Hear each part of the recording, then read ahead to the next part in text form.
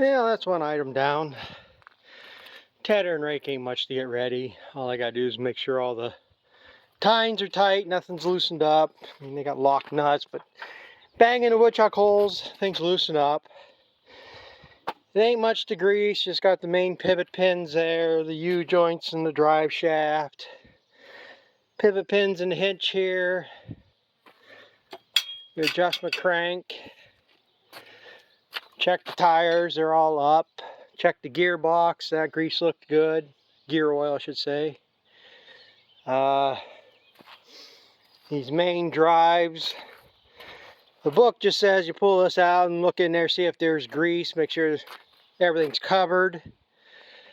I take the grease gun, stick it in there. I put about 25 pumps of grease and cap it back up, and it'll be good in there. It's not like there's a certain amount that's got to be in there. I mean, you don't want it packed full, but it doesn't hurt to have a little fresh grease in there. And for as big, I mean, it's not a big cavity. You know, it's just this rounded part right here. But I think 25 pumps sounds about reasonable to get a good coating in there to keep them from wearing the gears.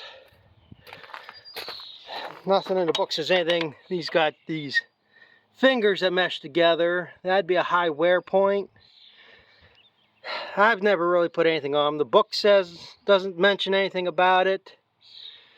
But I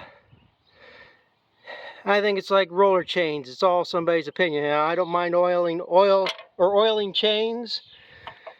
The more the better, I think. But they say the oil chains, the dust collects on it, wears them out faster. I would say this is kind of the same thing.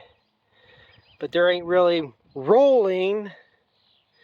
It's just the two fingers in there, you know, just keep things aligned and allows it to do this. So, I mean, there's more back and thrust on it than there is rotation on it, you know, rotating wear, I think. So, I don't see much gain in putting grease or anything on that, other than you're just going to collect more stuff on it.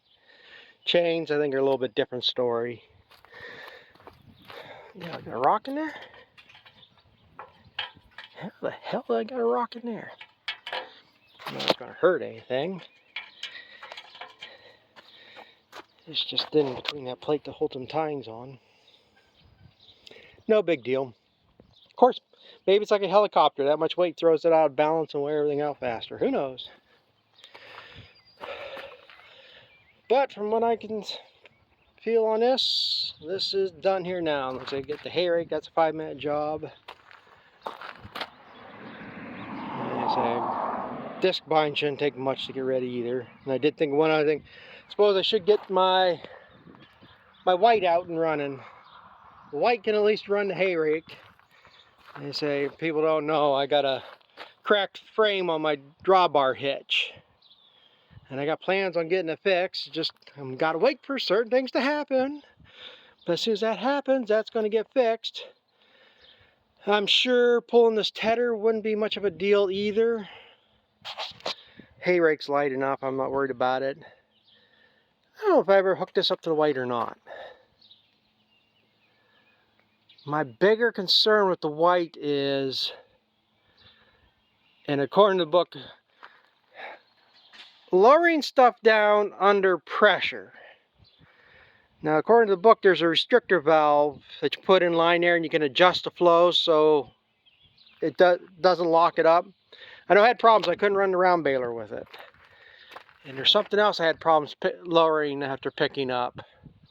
Now, like the doors and the chute on the TMR mixer doesn't bother.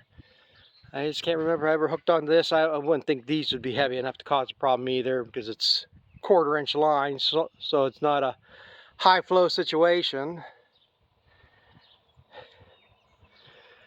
But again, I mainly use this tractor because my head can't take the sun. I burn the shit out of myself all the time.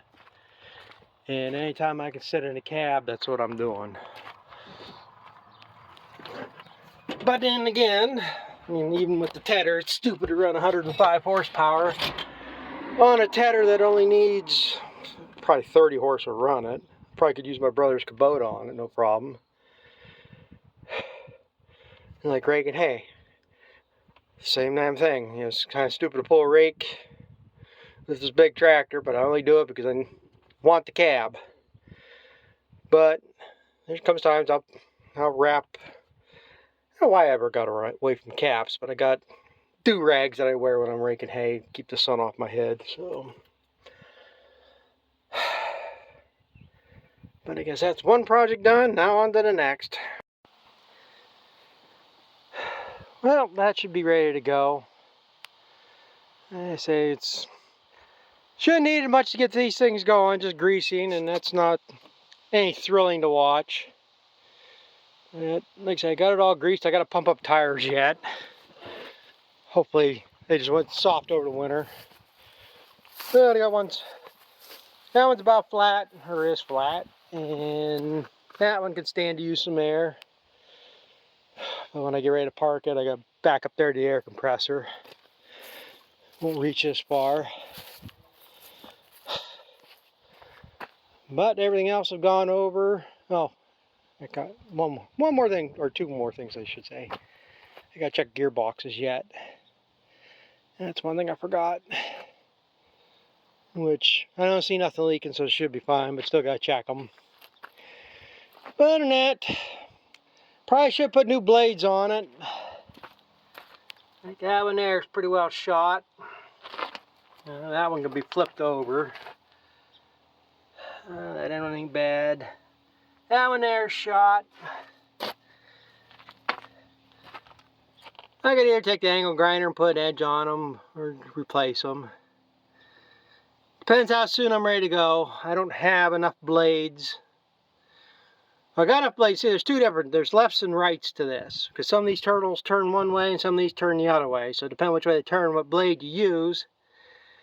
And for some reason, I got plenty of the one. I'm not sure just which one's which here yet.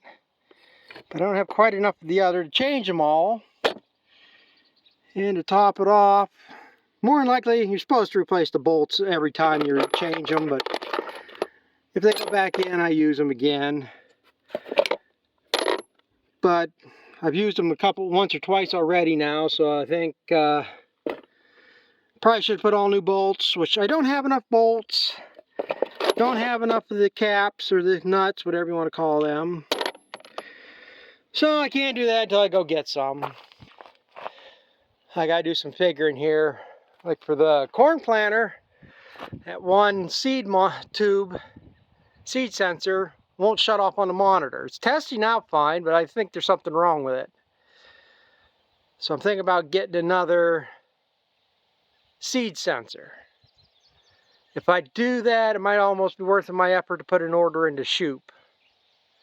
See, that's the thing. I think for Shoop, unless they changed, it used to be a $75 order for free shipping. Well, if I can, and them seed sensors, last I knew, were 40, 50 bucks. So, if I can get an order big enough, like I say, I can get them bolts, I can get them blades and everything through Shoop too. If I can get an order big enough where I get the free shipping, then I'll send an order there. Because I'm not going to be cutting hay till next week anyhow, at the earliest. I doubt I'll be planting corn anytime soon. And even if I do, I don't need that sensor to plant. I can plant without it. I just put up the monitor buzzing or whatever. But like I said, I'd like to change that and see if that made a difference. See if if there is something really wrong with it. Take another quick look at the wiring, make sure them plugs are plugged in right. But if not, then I'll take a rainy day, take a trip up to Climber to go up to Land Pro and get a seed sensor. They should have them up there. I doubt that they got them in Edinburgh.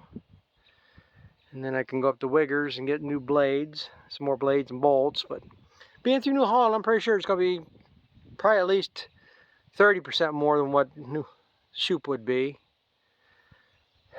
So I can do it tonight. So I can get on New Holland's website, get the prices of them, and then get on Shoop's and get the price of them. See which way works out faster or cheaper. So like I say, I got a few days before I need them.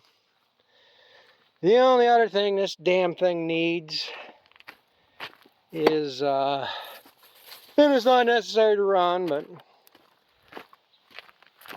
I gotta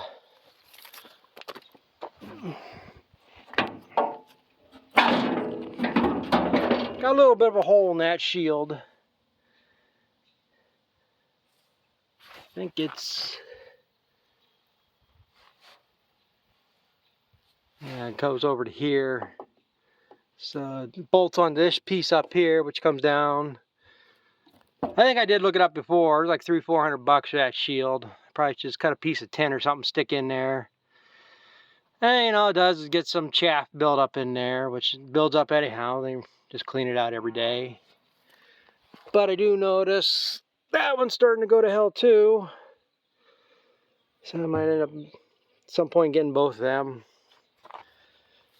Again, something that's going to get done, but it's not that desperate. The way money is.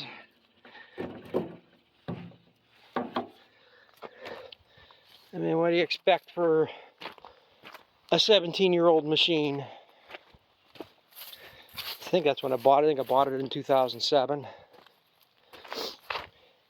Again, you know, I get told that I'm lazy and my equipment's crap because it looks like junk.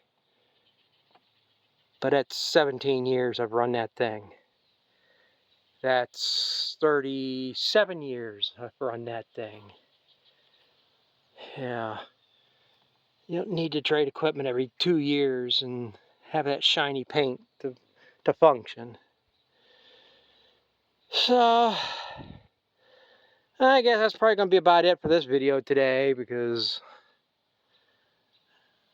I got 2 or 3 more things I'm going to do. I got to go move one of my silage wagons out of that field, which doesn't necessarily have to be done today, but that's one thing. I need to pump up a tire on my round bale wagon. One of them went flat for some reason, so I got to find out if that's like these, just if they got a hole in them or not. Because if it's going to keep raining, get a day here, I'm going to pull that tire off my discs, go find another rim I got over there in the trailer, get 2 tires for that, and then, like I said, these are getting checked. I might need new tires for this before it's done, but if they need patched, get them done at that time. And the only thing I got left to do is the baler, which usually ain't too much. I think I got to try to weld something on that, which could be interesting if I decide to do that. And then I really should get the sprayer going. That's probably what I should have been working on, getting the sprayer. But again, it's going to take probably 2 weeks for that field out back there to get dry enough so I can spray that corn. And since since it's plowed ground, I don't need to be spraying it with Roundup. I don't plan on I can't use Roundup on it, so I got until that corn's 12 inches tall, or 18 inches or something for what I'm going to spray on it. So got time for that. But again, there's one field down to my cousin's. I might just say the hell with it, put the $50 or $100 worth of spray Roundup in there. Probably shouldn't cost that much. If I do the one piece, 5 acres, that'd be 1 jug. Whatever 1 jug of Roundup costs, or glyphosate, whatever you want to call it.